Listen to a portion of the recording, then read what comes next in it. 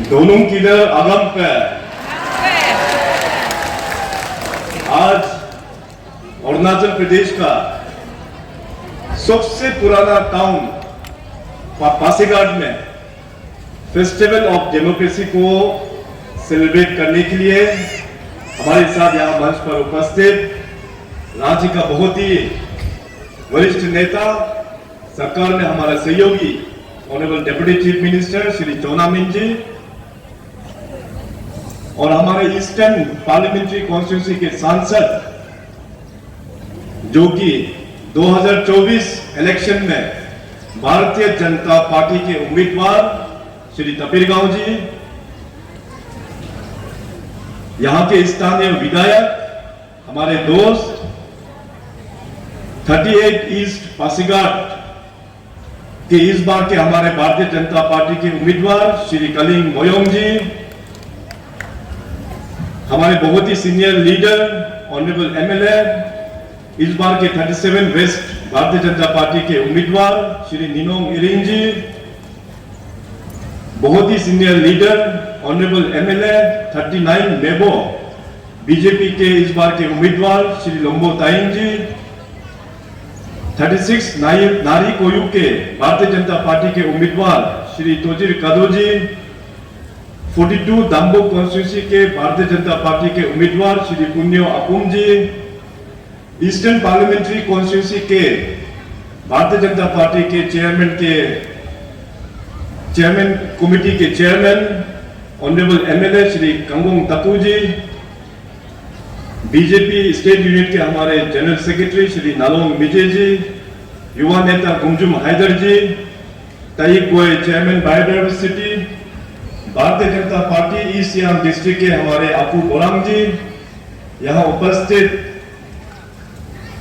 Madam येलेम तागा बोरांग जी, state wise president जो अपना सियांग का इंचार्ज भी है, मैडम केनी रिंगू जी जो हमारा कोर ग्रुप मेंबर है बीजेपी के,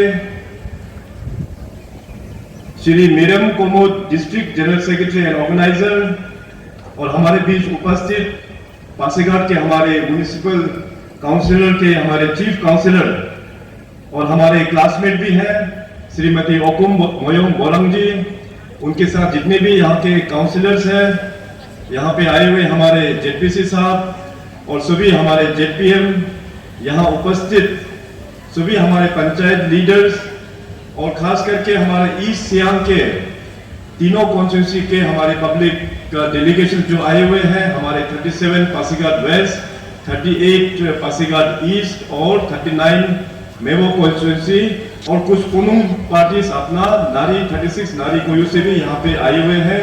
मीडिया के दोस्तों, भाइयों और बहनों, तो जैसे मैंने कहा कि इस बार 2024 का फेस्टिवल ऑफ डेमोक्रेसी को मनाने के लिए हम सब लोग यहाँ पे आज इस फील्ड में एकत्रित हुए हैं और इस बार का जो चुनाव का लहर का जो टूर जो है, मैंने भी काफी दिन पहले से western parliamentary constituency coming belt पूरा कवर होने के बाद, इसके बाद में सुबनसिरी बेल्ट पूरा कवर होने के बाद अभी मैं सियांग बेल्ट में आया हूँ और सियांग बेल्ट में अपना ईस्टर्न पार्लियामेंट्री कॉन्स्टिट्यूंसी का कैंपेन हमने 35 पंगिन बोलेंग कॉन्स्टिट्यूंसी से कल से हमने शुरुआत किया है।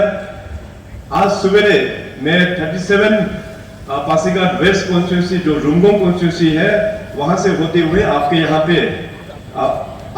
पे 38 पासीघाट ईस्ट यहाँ पे हेडक्वार्टर में आप पहुंचा है। यहाँ से आज फिर मैं वापस गेकू में जाऊंगा, गेकू का मीटिंग एड्रेस करके फिर मैं आलो वापस जाना है। तो जैसे मैंने कहा कि 2024 का जो ये इलेक्शन है, इस बार का इलेक्शन हम सब के लिए बहुत ही स्पेशल है। स्पेशल इसलिए है क्योंकि इस बार का जो लहर, अरुणाचल प्रदेश का जो लहर है वो हमने पूरा अच्छा से देखा है। वैसे डेमोक्रेसी में इलेक्शंस हर एक 5 साल में हम लोग को इलेक्शंस आता है, सरकार बनता है, सरकार जाता है, वोट हम लोग मारता है हर एक 5 साल में। मगर इस बार का 5 साल, इस बार का जो इलेक्शन जो है आने वाला 5 साल के लिए ये बहुत ही हम लोगों का इंपॉर्टेंट है।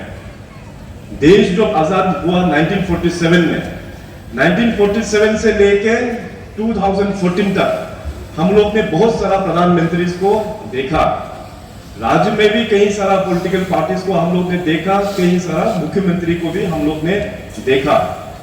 मगर जिस प्रकार से 2014 में माननीय नरेंद्र मोदी जी ने इस देश का कमान संभाला प्रधानमंत्री जी के रूप में, तब से लेके अभी तक जो देश का जो छवि बदला है, इट इज हिस्टोरिक। पुराना भारत में, पुराना इंडिया में आप सब लोग जानते हैं कि हमारा विश्व में, दुनिया में अपने देश का क्या इज्जत था। बाहर की दुनिया में, बाहर के कंट्रीज में अपने देश का कुछ भी इज्जत नहीं था। मगर आज देखिए, माननीय प्रधानमंत्री अपना मोदी साहब जो विदेश में जो टूर के लिए जाते हैं, तो उनका स्वागत के लिए पूरा रेड कार्पेट से स्वागत किया जाता है सभी डेवलप्ड कंट्रीज में। तो इसको देख के हम देशवासियों को बड़ा ही गर्व महसूस होता है। देश का पूरा छवि, देश का पहचान पूरा नरेंद्र मोदी साहब ने बदल दिया है। और यही नहीं, उपस्थित हमारे साथ बहुत सीनियर लीडर्स लोग यहाँ पे उपस्थित हैं। हमारा डीसीएम साहब बहुत ही एक्सपीरियंस सीनियर लीडर है। हमारा निनोंग इरिंग साहब फॉर्मर यूनियन मिनिस्टर भी रह चुके हैं, स्टेट में मिनिस्टर भी रह चुके हैं। हमारा लोमोताइंग साहब बहुत ही सीनियर लीडर है, राज्य में पहले वो मंत्री भी रह चुके हैं। इसके अलावा यहाँ के जितने भी इस ईस्ट सियांग डिस्ट्रिक्ट के सीनियर लीडर्स, सीनियर सिटीजन्स लोग यहाँ पे विराजमान हैं। आप सब लोग जानते हैं कि पहले पुराना नॉर्थ ईस्ट का पहचान किस प्रकार से हम लोगों का पहचान हुआ करता था। जितने भी जो मेट्रोपॉलिटन सिटी है, चाहे दिल्ली हो, मुंबई हो, कलकत्ता हो, उस जमाने में नॉर्थ ईस्ट को देखा जाता था तो नॉर्थ ईस्ट को एक इंसर्जेंसी के रूप से देखा जाता था। Insurgency affected, militancy affected. इसका बाद नॉर्थ ईस्ट को उस जमाने में देखा जाता था तो अंडर डेवलपमेंट, डेवलपमेंट नहीं होने का कारण से नॉर्थ ईस्ट को जाना जाता था। उस पुराना नॉर्थ ईस्ट के टाइम में जाना जाता था तो हम लोगों का यहाँ पे नॉर्थ ईस्ट में करप्शन की वजह से जाना जाता था। जितने भी जो नेगेटिव एलिमेंट्स हैं उसका ही परिचय नॉर्थ ईस्ट का उस प्रकार से हुआ जाता था। तो ये पूरा नैरेटिव को फिजिकली बदला है तो नरेंद्र मोदी जी ने बदला है, भारतीय जनता पार्टी ने ही बदला है। अभी आज देखिए, आज का नया, इसीलिए माननीय प्रधानमंत्री नरेंद्र मोदी जी को पता है कि नॉर्थ ईस्ट का चैलेंजेस क्या है, नॉर्थ ईस्ट किस कठिनाई से गुजर रहा है और नॉर्थ ईस्ट का पोटेंशियल एरिया भी क्या है, नॉर्थ ईस्ट का ताकत भी क्या है, ये अपना मोदी साहब जानते हैं। इसीलिए 2014 में 2014 में पीएम साहब प्रधानमंत्री बनने के बाद उनका सबसे पहला स्टेटमेंट अपना नॉर्थ ईस्ट को लेके ये था कि ये देश तभी आगे बढ़ेगा जब अपना नॉर्थ ईस्ट आगे बढ़ेगा। और साथ ही साथ आप सबको पता है कि उन्होंने अपने जितने भी जो यूनियन कैबिनेट मिनिस्टर्स, उनको क्लियर कट डायरेक्शंस दिया कि हर एक 15 दिन के अंतर्गत कोई ना कोई यूनियन मिनिस्टर नॉर्थ ईस्ट में जाके टूर करना चाहिए। टूर करते वक्त अपने अपने डिपार्टमेंट का जो भी इश्यूज है, जो भी प्रॉब्लम है, अपने अपने राज्यों नॉर्थ ईस्ट में जाके उस प्रॉब्लम के बारे में डिस्कस करना है, उस प्रॉब्लम को सोल्व करके फिर वापस दिल्ली आना है। तो पिछले लगभग 10 सालों में यूनियन कैबिनेट मिनिस्टर्स जो नॉर्थ ईस्ट में विजिट हुआ, उसका आंकड़ा मोर देन 500 टाइम्स, 500 से भी अधिक बार यूनियन कैबिनेट मिनिस्टर्स का नॉर्थ ईस्ट में विजिट हुआ है। जैसे मैंने कहा कि देश में कई सारा प्रधानमंत्री रह चुके हैं। 1947 से लेके 2013 तक का अगर हम लोग आंकड़ा देखें, उन सभी प्रधानमंत्री का नॉर्थ ईस्ट का विजिट को प्लस करें तो भी वो बहुत कम है। अकेला नरेंद्र मोदी 2014 से लेके अभी तक जिस प्रकार नरेंद्र मोदी साहब ने एज प्रधानमंत्री जो टूर किया, उन सभी प्रधानमंत्री का टूर से भी कई गुना ज्यादा पीएम मोदी साहब ने अपने नॉर्थ ईस्ट को टूर किया हुआ है। तो ये देखिए जो प्यार नरेंद्र मोदी जी हमारे नॉर्थ ईस्ट को दे रहा है, भारतीय जनता पार्टी अपना नॉर्थ ईस्ट और अरुणाचल प्रदेश को खास करके जो प्यार दे रहा है, इस प्रकार का प्यार, इस प्रकार का प्रेम, इस प्रकार का अपनापन हम लोग अरुणाचल सभी के लिए इस बार का चुनाव जो है बहुत ही स्पेशल है। अभी रिसेंटली पिछले महीना 9 तारीख को माननीय प्रधानमंत्री जी अपना ईटानगर कैपिटल में आए। कैपिटल में वो आए, पूरा नॉर्थ ईस्ट का इंफ्रास्ट्रक्चर प्रोजेक्ट उन्होंने फाउंडेशन स्टोन ले किया, उन्होंने उद्घाटन किया। कुल मिला के 55,000 करोड़ 55,000 करोड़ का प्रोजेक्ट नॉर्थ ईस्ट को डेडिकेट किया ईटानगर से माननीय पीएम साहब ने। और उस 55,000 करोड़ से 55,000 करोड़ से अरुणाचल प्रदेश अकेला के लिए था 41,000 करोड़ 41,000 करोड़। और मैं आज आप सबके सामने में ये बताता हूं, आने वाला दिनों में ये 41,000 करोड़ तो कुछ भी नहीं है। आने वाला दिनों में लाखों लाखों करोड़ का इन्वेस्टमेंट भारत सरकार की ओर से अरुणाचल के लिए होने वाला है। ये बीजेपी सरकार का ये कमिटमेंट है, ये नरेंद्र भाई मोदी का ये उसका गारंटी है, कमिटमेंट है। सो इसीलिए 2024 का इलेक्शन हम सब के लिए बहुत ही स्पेशल है। आज मैं यहाँ पे इस फिल्म में पासीघाट में देख सकता हूँ कि कई सारा महिला लोग अपना यहाँ पे आए हुए हैं। तो देखिए, वुमेन्स के लिए जो एम्पावरमेंट भारतीय जनता पार्टी ने जो लिया है, कोई भी पॉलिटिकल पार्टी इस प्रकार का पॉलिसीज आज तक लेके आ नहीं पाया। हम सभी ने सुना, मैं तो बचपन से सुन के आया, वुमेन्स रिजर्वेशन। हर एक चुनाव में कांग्रेस उसको एक एजेंडा बनाता था।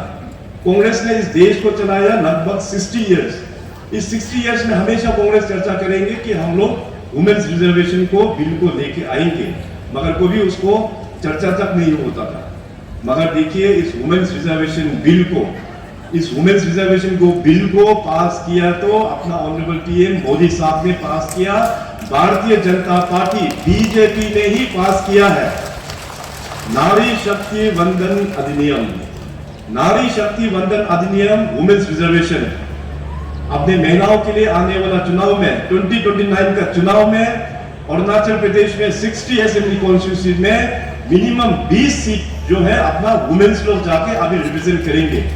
बल्कि मैं तो ये कहता हूं कि अरुणाचल का हमारा जो औरतें लोग हैं, वुमेन्स लोग हैं, बहुत ही हार्ड वर्किंग है। 20 क्या, वो लोग इवन 30-40 तक भी वुमेन्स आने का पूरा चांसेस है 2029 इलेक्शंस में। इवन एमपी लोकसभा में भी 33% रिजर्वेशन अभी हो गया है। सो इस प्रकार से वुमेन्स के लिए एम्पावरमेंट कौन सा पॉलिटिकल पार्टी करता है? केवल भारतीय जनता पार्टी बीजेपी ही करता है। और देखिए, अरुणाचल प्रदेश में हमारा ये जो सुंदर प्रदेश जो है, सब ट्राइबल एरियाज है। 26 जनजाति हम लोग यहाँ पे बसे हुए हैं। और जितने भी जो ट्राइब्स है, हमारा सोशल फैब्रिक्स में अपना वुमेन्स लोग, अपना औरतें लोग, महिलाओं लोग बहुत अच्छा काम सदियों से ही वो लोग ने कंट्रीब्यूट करके आया है। तो महिला को आगे बढ़ाने के लिए राज्य सरकार ने भी हम लोग कई सारा इनिशिएटिव्स हम लोग ने लिया हुआ है। 2016 ऑनवर्ड्स मैंने राज्य भर में एक बड़ा रिवोल्यूशन स्टार्ट किया सेल्फ हेल्प ग्रुप के नाम में। सेल्फ हेल्प ग्रुप में एक बड़ा रेवोल्यूशन अक्रॉस अरुणाचल प्रदेश, क्योंकि हमारा मानना यह है अरुणाचल प्रदेश को अगर प्रगति डेवलपमेंट करना है, इकोनॉमिकली आगे बढ़ाना है, तो अपने गांव को आगे बढ़ाना जरूरी है। और गांव में होता है, घरों में अपना महिला लोग जब आगे बढ़ता है तो घर आगे बढ़ता है, गांव आगे बढ़ता है, डिस्ट्रिक्ट, स्टेट और देश आगे बढ़ता है। तो महिलाओं को स्ट्रेंथनिंग करने के लिए, उनको बिजनेस नेटवर्क के साथ में जोड़ने के लिए सेल्फ हेल्प ग्रुप का माध्यम से आज अरुणाचल प्रदेश में कुल मिला के more than 11,000 self help group का गठन हो चुका है।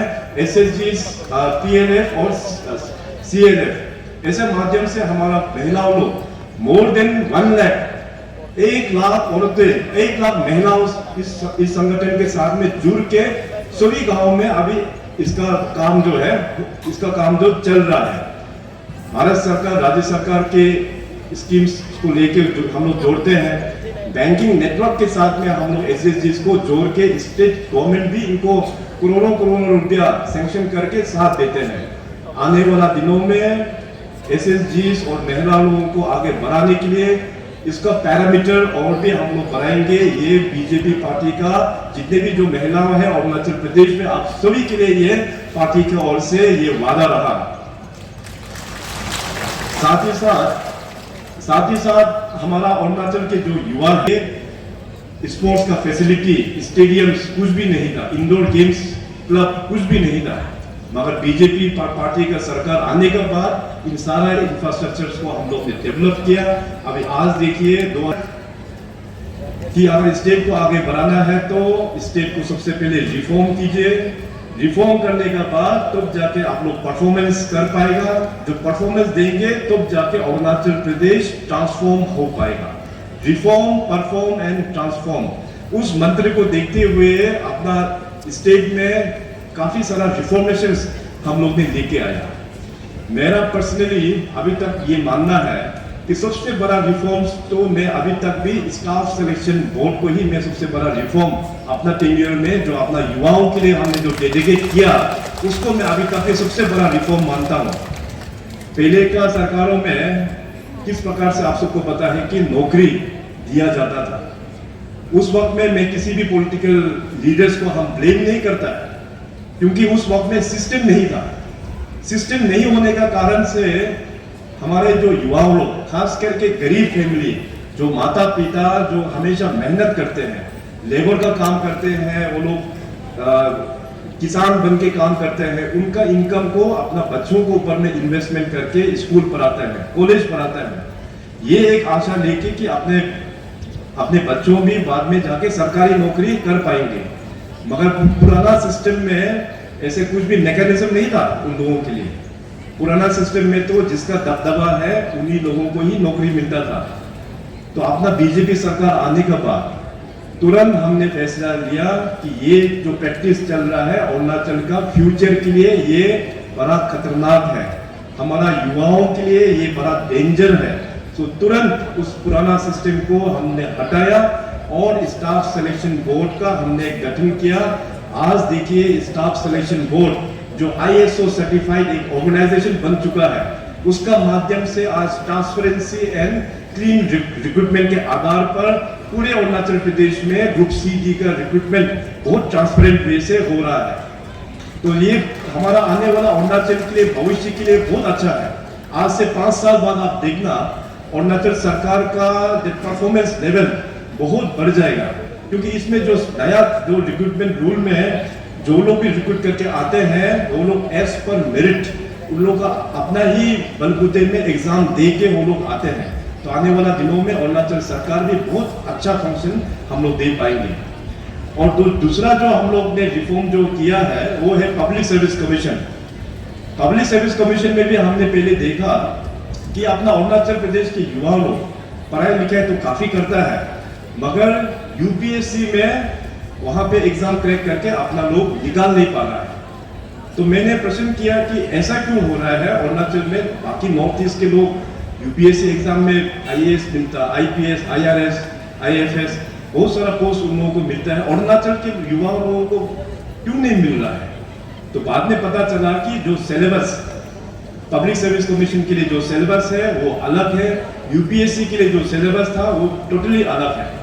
तो अपने जो युवाओं को 2 एग्जाम प्रिपेयर करना पड़ता था, UPSC के लिए अलग कोचिंग लो और पब्लिक APCS के लिए अलग कोचिंग।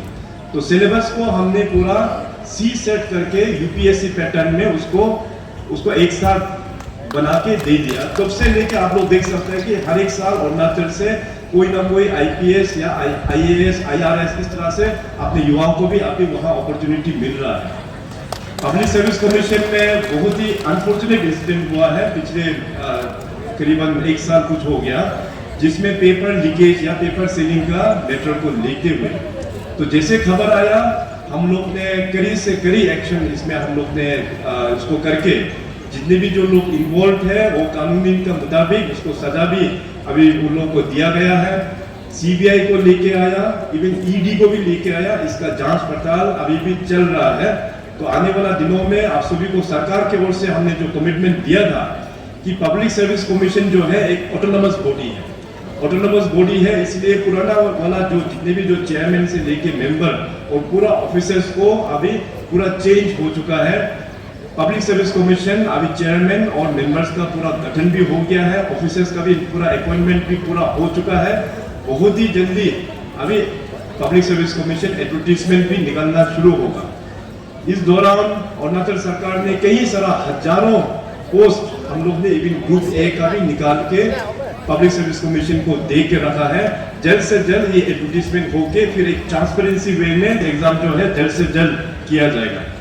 इसी प्रकार से अपना डेमोक्रेसी में लेजिस्लेशन का साथ में अपना जुडिशरी का भी बहुत ही इंपॉर्टेंट रोल होता है। अरुणाचल प्रदेश में हमने जुडिशरी सिस्टम को भी काफी स्ट्रेंथनिंग करके दिया हुआ है। यही नहीं बल्कि अपना मीडिया को हम लोग जानते हैं कि डेमोक्रेसी में फोर्थ पिलर हम लोग कहते हैं, तो मीडिया को भी सपोर्ट करने के लिए कई सारा पॉलिसीज अपना बीजेपी रूल्ड पार्टी का गवर्नमेंट ने मीडिया दोस्त लोगों को भी इस प्रकार से हम लोग ने मदद किया हुआ है। और देखिए अपना जो मैं सबसे पहले जिक्र किया कि अरुणाचल प्रदेश का अपना ओल्डेस्ट जो टाउन पासीघाट 1911 में ये स्थापना किया गया ड्यूरिंग दी ब्रिटिश एरा 1911 में। तो 1911 में एस्टैब्लिशमेंट हुआ, अभी 100 साल से भी अधिक हो गया, मगर पासीघाट किस प्रकार से डेवलपमेंट हुआ ये आप सब लोग जानते हैं। बीजेपी सरकार आने से पहले पासीघाट कितना स्लो डेवलपमेंट होता था, स्लोली धीरे डेवलपमेंट होता था। बीजेपी पार्टी का सरकार आने के बाद आप सब लोग ट्रांसफॉर्मेशन जिस प्रकार से अपना यहाँ पे ईस्ट सियांग में हुआ, पासीघाट में हुआ, आप सब लोग विटनेस है। थोड़ा देर पहले अपना डीसीएम साहब ने जो बताया उनके स्पीच में, जब डीसीएम साहब यहाँ जेएनसी कॉलेज में जो पढ़ता था तो नामसाई से यहाँ आने के लिए 2 दिन लगता था। अभी आज देखो इतना अच्छा हाईवे बनने के बाद नामसाई से पासीघाट कुछ ही घंटे के ही सवाल है, यहाँ पे तुरंत पहुंच जाता है। पासीघाट से लेके आप वेस्ट अरुणाचल जाओ, पासीघाट से लेके आप ईस्ट अरुणाचल जाइए, पासीघाट से लेके आप नॉर्दर्न बेल्ट अरुणाचल तरफ जाइए, रोड्स देखिए कितना। और पूरे अरुणाचल प्रदेश में जो ट्रांस अरुणाचल हाईवे है करीबन 1800 किलोमीटर इस प्रोजेक्ट को कंप्लीट किया है, तो बीजेपी का पार्टी का गवर्नमेंट ने ही कंप्लीट किया है। कम्युनिकेशन बहुत इंपॉर्टेंट रोल प्ले करता है। अभी थोड़ा देर पहले आप सब लोग ने देखा कि यहाँ से अभी ये अपना फाइटर प्लेन यहाँ से उड़ रहा था, तो यहाँ पासीघाट का जो पुराना एएलजी को भी इसको स्ट्रेंथनिंग करके यहाँ पे फाइट सर्विस लेके आया, तो बीजेपी पार्टी का सरकार ने ही लेके आया, ये आप सब लोग जानते हैं। अभी आप सब लोग ये भी जानते हैं कि वहां से रेलवे का लाइन भी पासीघाट तक टेंडर हो चुका है, काम भी चल रहा है। और इस रेलवे लाइन को फिर आगे लेके जाएंगे हम लोग पूरा परशुराम कुंड तक। तो इन सब जो बड़ा जो काम होता है कांग्रेस के टाइम में हम लोग सोच ही नहीं सकता। बीजेपी में तो देखिए हम लोग सोचने से पहले ही हम लोग जाके काम करते हैं। सो इसीलिए 2024 का इलेक्शन हम सब के लिए बहुत ही इंपॉर्टेंट है। यहाँ डिस्ट्रिक्ट में देखिए अभी आपका जो जनरल हॉस्पिटल, डिस्ट्रिक्ट हॉस्पिटल जो है, हम लोग ने इसको अपग्रेडेशन के लिए 300 बेडेड हॉस्पिटल बनने का काम शुरुआत ऑलरेडी कर चुका है, टेंडर हो चुका है, ग्राउंड में काम भी चल रहा है। थोड़ा देर पहले हमारा दोस्त यहाँ के स्थानीय विधायक कली मोयो जी ने अपना स्पीच में भी जिक्र किया कि अरुणाचल यूनिवर्सिटी कागजों में तो बहुत साल पहले कांग्रेस सरकार ने बना के रखा था, मगर फिजिकली ग्राउंड में वो लोग रोल आउट नहीं किया। कागज में तो मैं भी अच्छा खासा मेरी पॉलिसी बना के रखूंगा, मगर चैलेंज ये है कि आप ग्राउंड में कैसे रोल आउट करते हैं। राज्य का पहला state own university Arunachal university हम लोग ने पासीघाट में स्टैब्लिश कर दिया। लास्ट ईयर से इसका कोर्सेज भी स्टार्ट हो गया है। आने वाला दिनों में भी बीजेपी पार्टी का ये कमिटमेंट है कि इस अपना अरुणाचल यूनिवर्सिटी को इंफ्रास्ट्रक्चर और मैन पावर में और भी स्ट्रेंथनिंग करके इसको और भी हम लोग आगे लेके जाएंगे। साथ ही साथ राष्ट्रीय सुरक्षा यूनिवर्सिटी उसका भी यहाँ पे पासीघाट में ऑलरेडी कोर्सेज स्टार्ट हो चुका है। सो आने वाला दिनों में एजुकेशन के क्षेत्र में कलीम जी ने जो यहाँ में बनाया और यहाँ पे बताया कि कई सारा स्कूल्स भी हम लोग यहाँ पे शुरुआत करने वाला है। और पासीघाट का सबसे बड़ा काम जो भारतीय जनता पार्टी की सरकार ने जो करके दिया वो आप सब लोग जानते हैं, ये है अपना स्मार्ट सिटी। नॉर्थ ईस्ट में आप लोग देखिए स्मार्ट सिटी प्रोजेक्ट, दो प्रोजेक्ट कहाँ है, अरुणाचल को छोड़ के और कहीं भी नहीं है।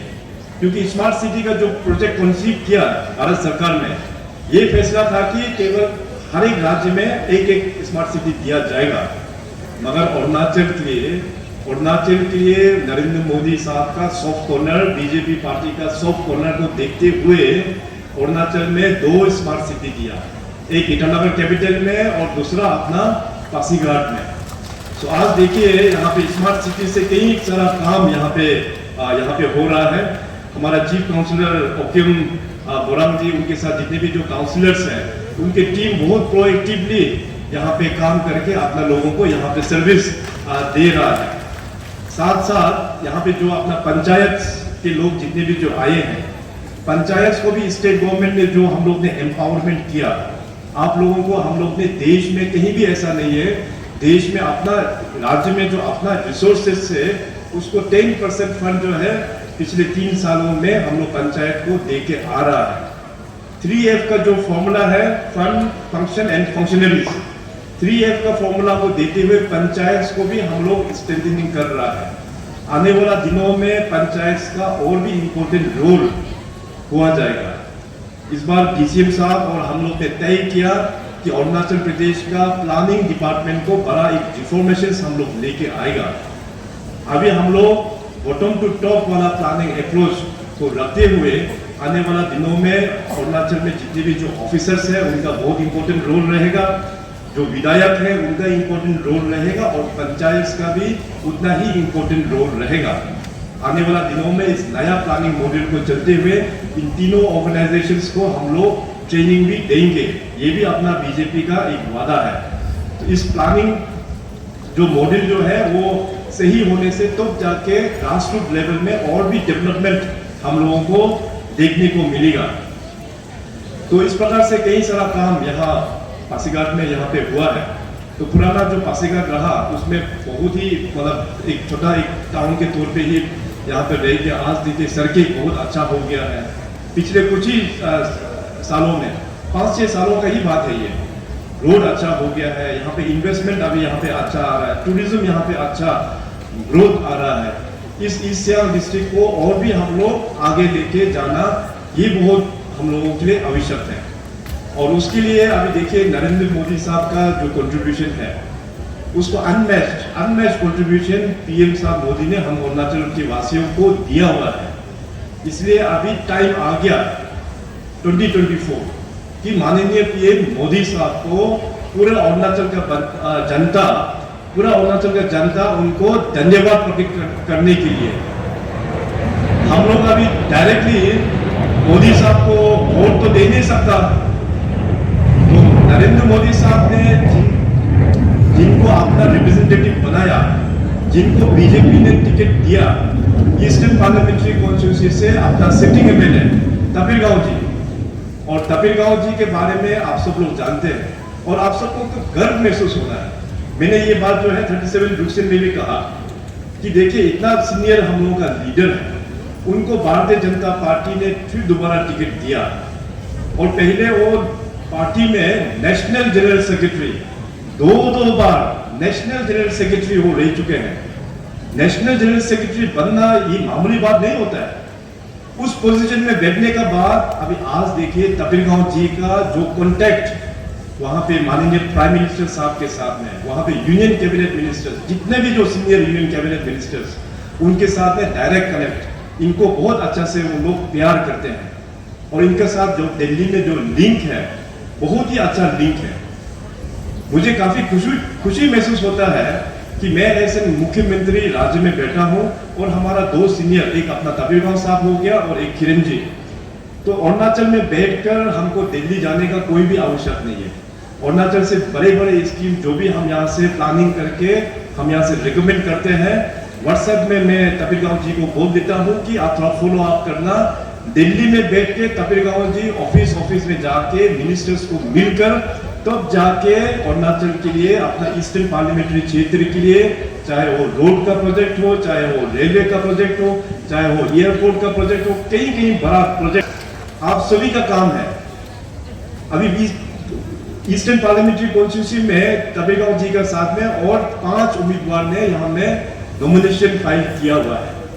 आप सब लोग सोचिए कि अगर हम लोग दूसरा किसी MP को बना के भेजेगा वहां जाके, तो सबसे पहले तो वो MP को अपना पार्लियामेंट का दरवाजा भी उसको ढूंढ के नहीं मिलेगा, 5 साल लग जाएंगे उसको।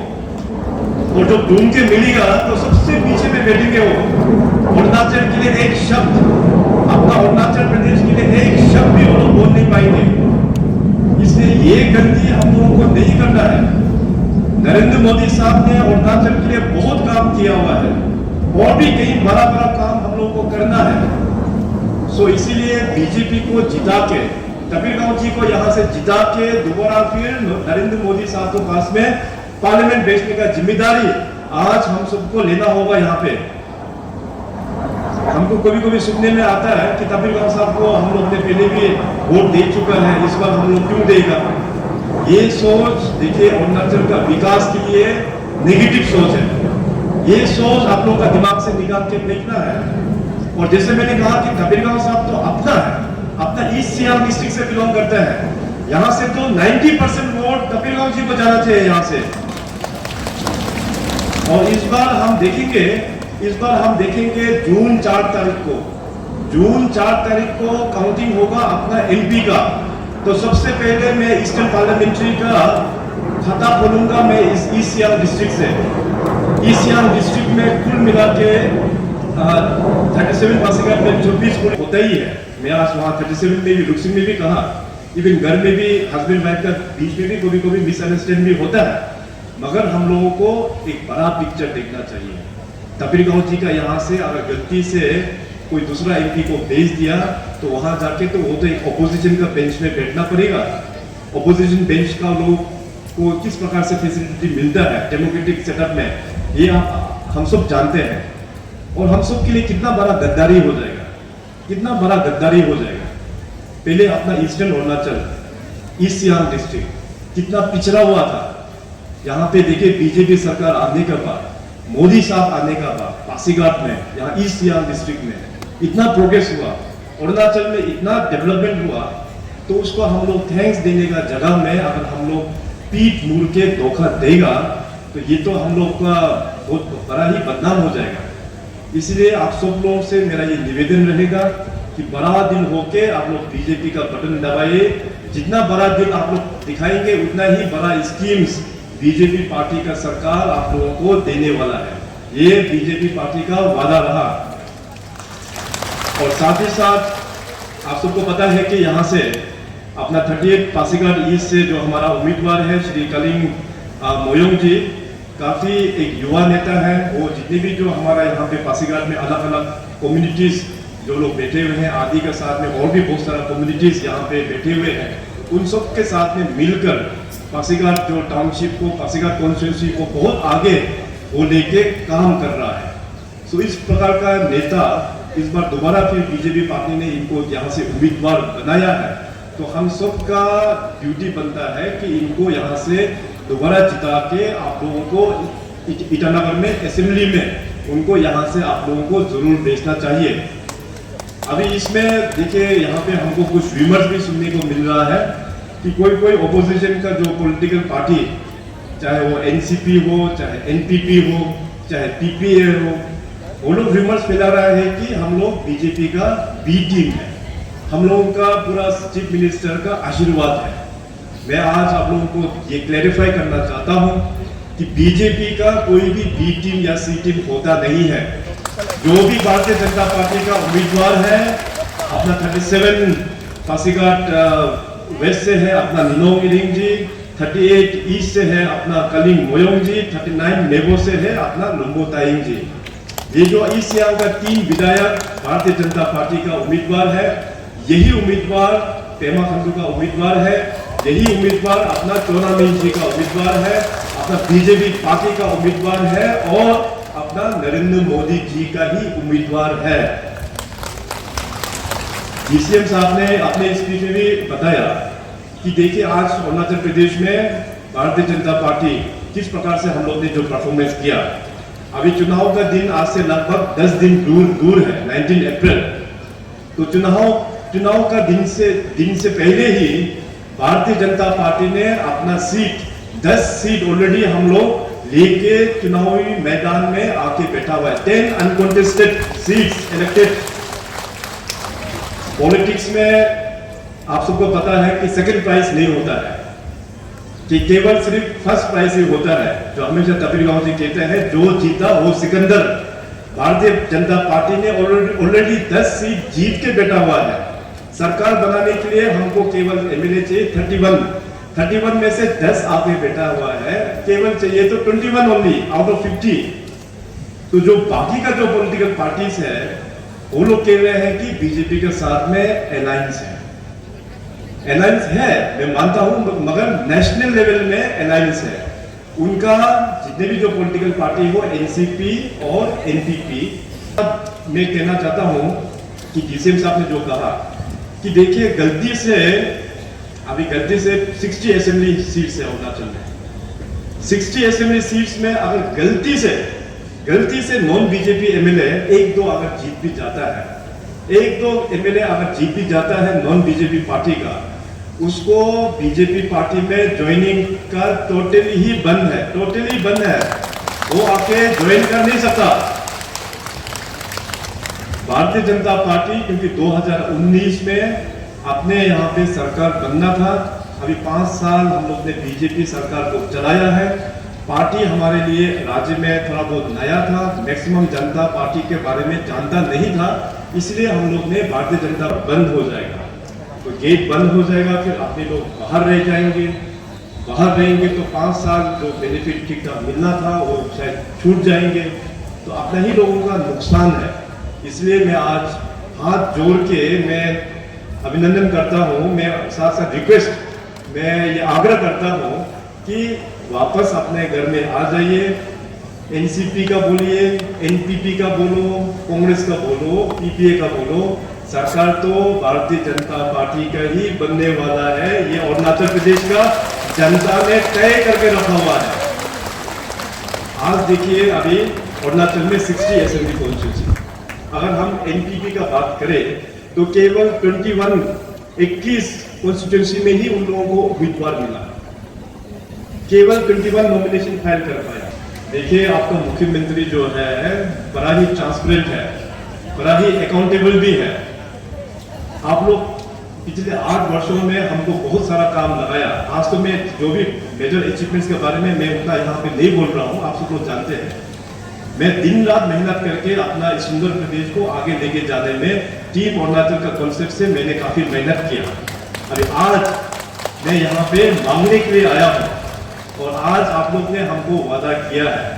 इस वादा को आप लोग किस प्रकार से निभाएंगे वो मैं आने वाला दिनों में फिर देखूंगा। मैं 2 तारीख का भी हम चेक करेंगे, 2 जून एमएलएस का काउंटिंग होगा, उसमें भी हम पोलिंग वाइज हम पूरा चेक करेंगे। ईस्ट में 38 पोलिंग स्टेशन है, वेस्ट में 30, ईस्ट में है, ईस्ट में कुल मिला जिताएंगे ना, पक्का वादा। हमको तीनों विधायक बीजेपी में दे दीजिए, अपना सांसद बीजेपी में दे दीजिए, डेवलपमेंट देने का वादा बीजेपी का, ये हमारा कमिटमेंट। देखिए ये चुनाव इसलिए मैं बार बार बोल रहा हूँ स्पेशल है, हम लोगों को गलती नहीं करना है।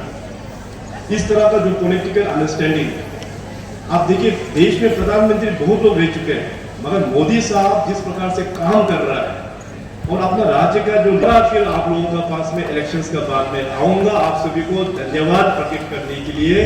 और इस बार तो मैंने तय कर लिया है कि आने वाला सोलंग फेस्टिवल भी मैं अपना ईस्ट सियांग डिस्ट्रिक्ट में ही आप लोगों के साथ मनाऊंगा, सोलंग भी। तो इन्हीं शब्दों के साथ में आप सभी को एक बार फिर बहुत बहुत धन्यवाद। जितने भी भारतीय जनता पार्टी के शुभचिंतक आज आप लोग यहाँ आए हैं, हम सभी का बात सुना, आप सभी का आशीर्वाद हमारे ऊपर है, ये हमको पूरा विश्वास है।